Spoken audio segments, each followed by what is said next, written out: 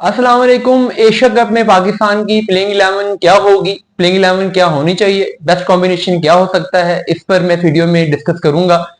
चूंकि ये एक इंटरेक्टिव सेशन है तो आपके कमेंट्स का इंतजार रहेगा, अपनी ओपिनियन जरूर बताएं। देखिए, पाकिस्तान की जो ओपनिंग प्लेस है वहां पर पाकिस्तान ने वैसे तो 3 बैट्समैन लिए हैं, यानी एक साइम अयूब, दूसरे साजिद फरहान और तीसरे फखर जमान। अब मॉडल दो हैं। एक मॉडल तो ये है कि पाकिस्तान दो इन तीनों में से दो ओपनर खिला ले और तीसरे ओपनर को बेंच पे बिठा दे। यानी ओबियसली अब अगर हम देखें तो पिछली सीरीज में जैसे साहिबजादा फरहान ने और साइम अयूब ने वेस्ट इंडीज वाली T20 सीरीज में परफॉर्म किया है, तो उससे ये ओबियस है कि अगर दो ओपनर खेलेंगे तो ये दोनों ही खेलेंगे, यानी फखर जमान फिर बाहर बैठेंगे। तो फखर जमान बाहर क्या बैठना चाहिए, क्या वो बाहर बैठ सकते हैं, ये एक बड़ा इंपॉर्टेंट सवाल है। और फखर जमान अगर बाहर बैठते हैं तो उनकी जगह पर टीम में कौन खेलेगा।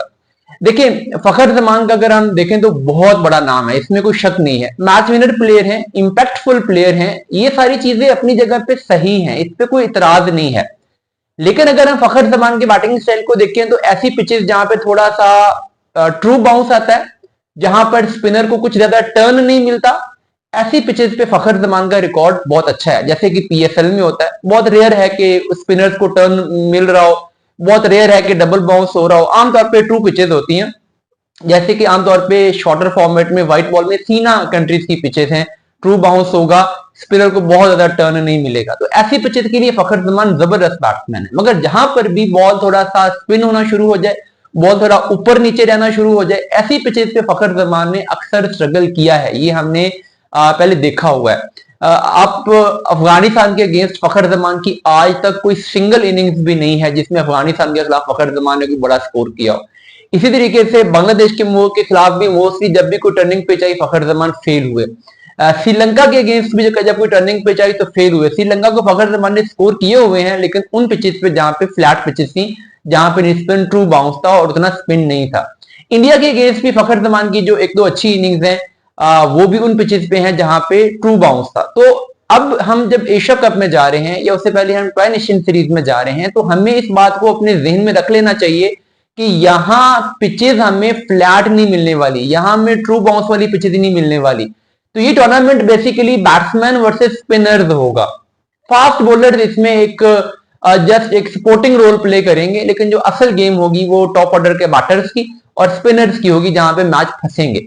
उस सिचुएशन को देखते हुए फखर जमान का मामला यह है कि वो थोड़े से लगता है कि जैसे शायद नंबर 3 के स्लॉट पे इन पिचेस को देखते हुए, मुखालिफ टीमों के स्पिनर की क्वालिटी को देखते हुए, कंडीशंस को देखते हुए शायद उस तरीके से सूटेबल ना रहे, शायद उस तरीके से मैच विनर ना रहे।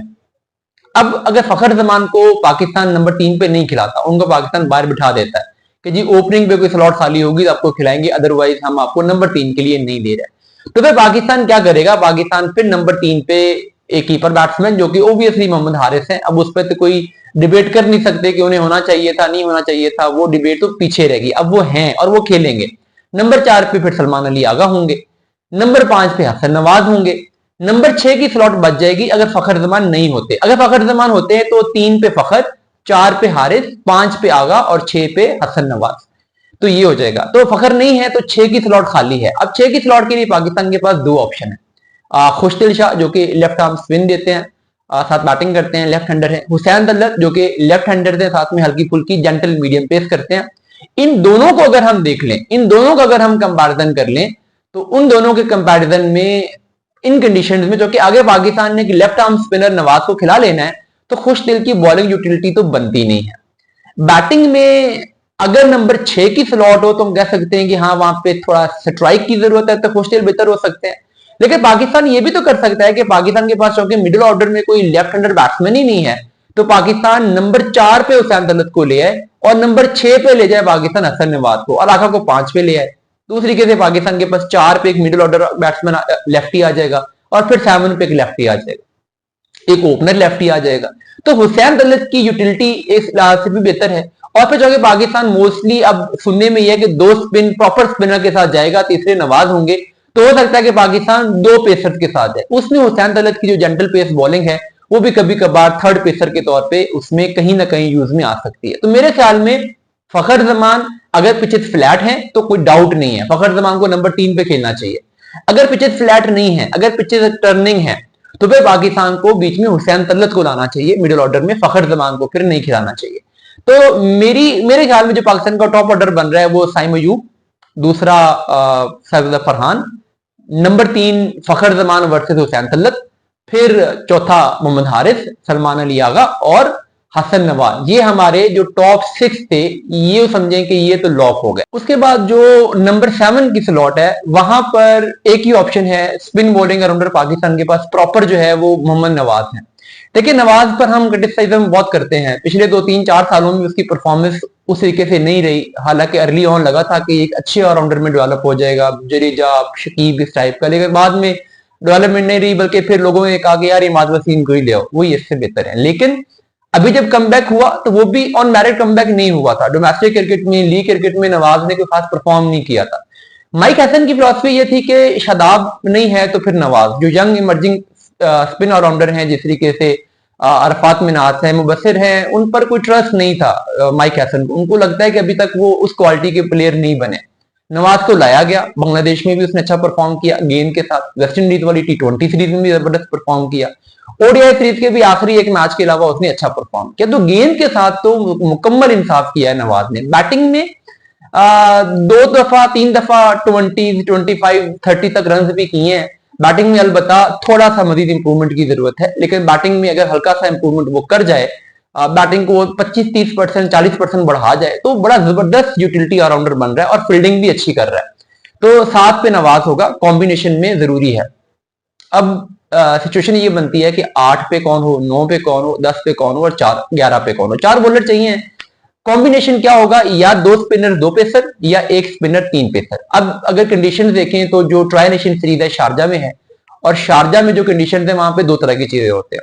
अगर तो पिच पे स्पिन ना हो तो छोटी बाउंड्रीज के स्पिनर्स को बहुत मार पड़ती है, और अगर पिच पे टर्न हो तो फिर स्पिनर्स वहां पे खेलने अनप्लेएबल हो जाते हैं। तो फिर वहां पे देखना पड़ेगा कि अगर सिचुएशन ऐसी है कि टर्न है, नजर आ रहा है, तो 3 पेसर्स की बजाय 2 पेसर्स। 2 स्पेशलिस्ट स्पिनर्स में ओबियसली एक तो इब्रार अहमद होंगे और दूसरे सुफियान मुकीम होंगे। पाकिस्तान लेके ही 2 गया है, तो दोनों को ही वहां पे होना चाहिए। दोनों को ही पाकिस्तान को ऐसी पिचेस पे जहां पे टर्न हो, जहां पे स्पिनर्स गर्ल्स मिलिट्री खिलाना चाहिए।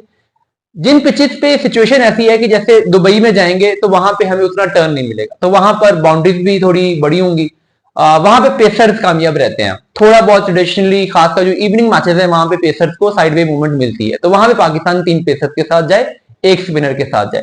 अबू धाबी में जो मैचेस होंगे एशिया कप के, उसमें ये हो सकता है कि वहां पे भी 2 तरह की सिचुएशन है। पिच टर्न हो रहा है तो स्पिनर्स 2 और 2 पेसर, पिच टर्न नहीं भी हो रहा तो वो जितनी बड़ी बाउंड्रीज हैं वहां पर आमतौर पे स्पिनर्स कामयाब हो जाते हैं। तो मेरे ख्याल में अबू धाबी में तो 2-2 वाला फार्मूला होगा। शारजा और दुबई में ये होगा कि टर्निंग पिच पे 2 स्पिनर 2 पेसर, और बैटिंग पिच पे 3 पेसर और 1 स्पिनर। तो 2 स्पिनर हैं तो ऑब्वियसली सुफियान मुकीम भी आ जाते हैं, उसमें फिर इब्रार भी आ जाते हैं, और अगर 1 स्पिनर है तो फिर 3 पेसर लेने हैं। अब 3 पेसर में एक नाम शाहीन शाह अफरीदी है। पाकिस्तान को ट्राई नेशन सीरीज में सलमान मिर्जा को चांस देना चाहिए। अगर सलमान मिर्जा अच्छा परफॉर्म करते हैं तो फिर एशिया कप में भी उनको खिला लें, अदरवाइज फिर हमारे पास शाहीन अफरीदी है।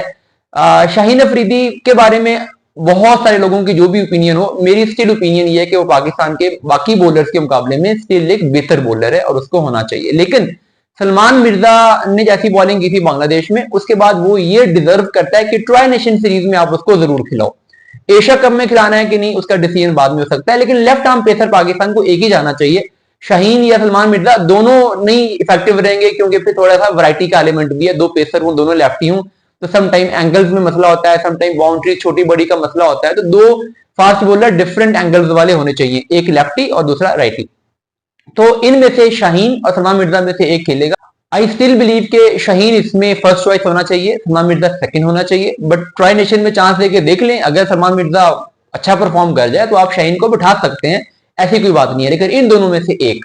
उसके बाद जो सेकंड चॉइस होनी चाहिए वो मोहम्मद वसीम जूनियर, कोई डाउट ही नहीं होना चाहिए, क्योंकि एक तो Mohammad Waseem junior lower order में आपको थोड़ी सी बैटिंग भी देता है।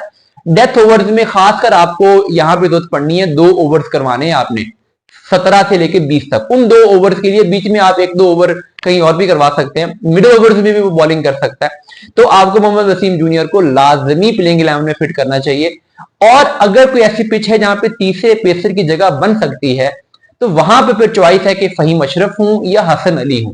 आई स्टिल बिलीव कि हसन अली बेहतर है, क्योंकि फहीम अशरफ से भी आपकी 20s में 10-15 रन की यूटिलिटी ही मांग रहे होते हो, नीचे 15-20-10 रन, उतनी यूटिलिटी आपको हसन अली भी दे सकता है। लेकिन हसन अली फिर भी एक प्रॉपर बॉलर है, आल्दो कि हसन अली भी अब प्राइम में नहीं है, लेकिन एक प्रॉपर बॉलर के पास स्टिल प्रेशर सिचुएशन में परफॉर्म करने के लिए बहुत सारी वराइटीज, बहुत सारे टूल्स होते हैं। एक ऑलराउंडर इन सिचुएशंस में डिलीवर नहीं करता, और वैसे भी फहीम अशरफ जाहिर है प्रेशर सिचुएशन में रूटीन में भी कम बॉलिंग करता है। तो एक प्रॉपर बॉलर चाहे वो 70% फॉर्म में भी हो, वो एक ऑलराउंडर के मुकाबले में हमेशा बेहतर पैकेज साबित होता है। तो जहां पे तीसरा पेसर लाना, वहां पे हसन अली को लाना चाहिए।